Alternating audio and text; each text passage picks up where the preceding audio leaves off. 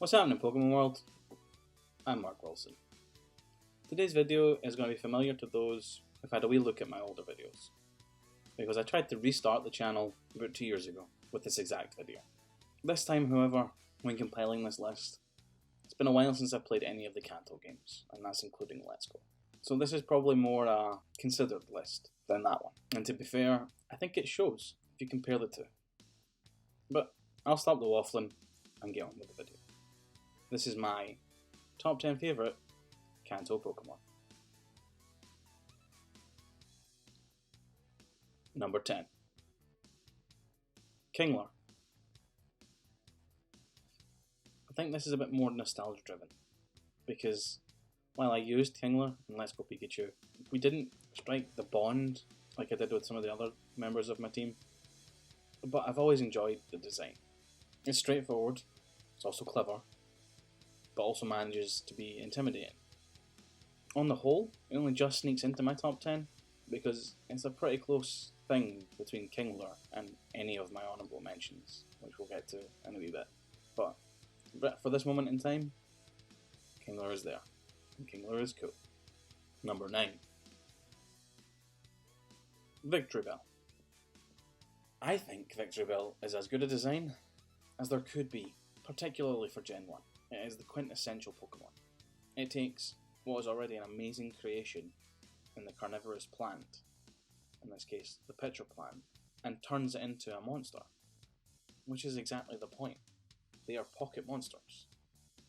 And I think Victreebel just meets that criteria perfectly. Number 8. Aerodactyl.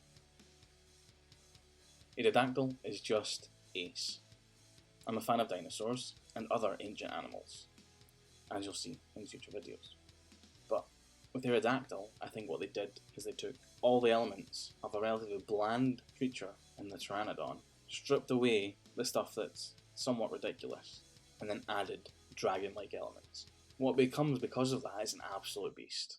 I don't know for sure, I think it's good competitively, but that's not really my jam. I just wish it was available earlier in Kanto. Number 7. Rhydon. I don't think there's much to say on this one. It was the first Pokemon ever designed, and that design has stood the test of time. I think you'll be hard pressed to find anyone who doesn't like Rhydon, in all honesty. It's beastly, it's powerful, it looks like it could wreck just about anything. That thing's protecting you. I suppose its biggest downside is that its rock and ground type is 4 times weak to a couple of things. But on the whole, Rhydon is just, it's just good. Number 6. Marowak. Marowak, again, is probably quite a popular mon. The backstory is just tragic, but it's also very clever. The design is ambiguous, but cool. You don't know what it's meant to be, really. Even with the Kangaskhan connection, it's quite obviously not a kangaroo. So what is it exactly? It's just an ambiguous design that you don't know what animal it's based on, which is incredible because that adds an air of mystery to it. And it uses a bone as a club. Like, come on, what's not to like? I'm glad it got extra recognition in Alola. I'm not even sure which version I like the most. It's just a really good Pokemon.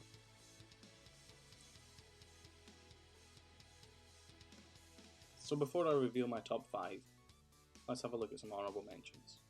Remember, any of these could replace Kingler in 10th position. Horsey, Rhyhorn, Venusaur, and somewhat surprisingly, given that about 3 years ago I would have considered it my favourite of all Kanto, Tauros. I don't need to say much about the honourable mentions. I love them, I think they're great. As I've said a couple of times now, they could have replaced Kingler, any one of them. So let's move on to the top 5. Number 5. Sandslash. Sandslash is just a really fun design. It progresses the Sandshrew design nicely and adds the necessary spikes and sharp edges that appeal to any 90s child. The fact it's based on a pangolin, one of the most apologetic looking animals ever, is just amusing. Sandslash is more likely to rip your face off than apologise for anything. Yet a pangolin looks like he's going to come up to you and apologise for asking for his tools back that you borrowed 3 years ago. I think it's just a good design. is just good. It's just good quality. Number 4. Kabutops. So, I'm sorry to all the Helixians, Helixites, Helixers?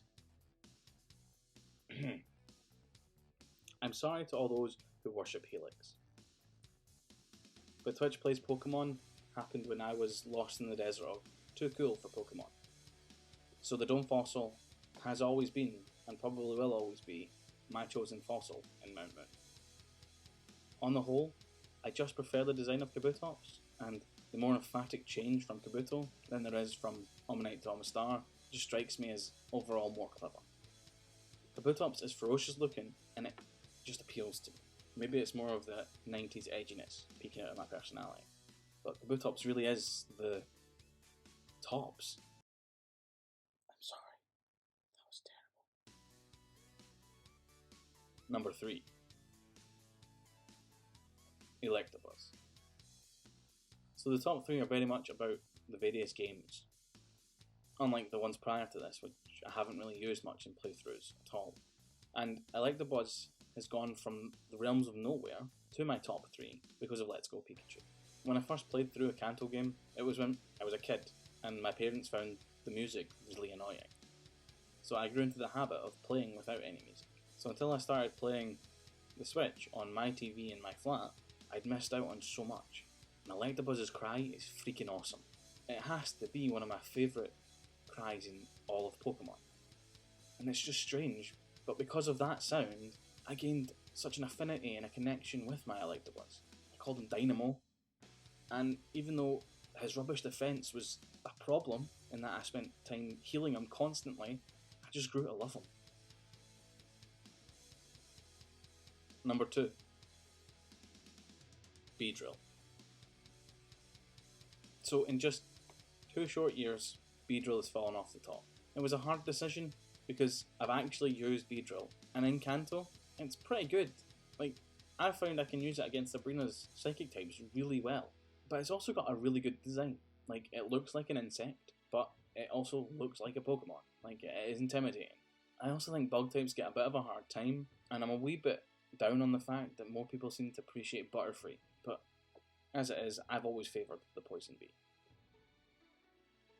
And finally, number 1. Seadra.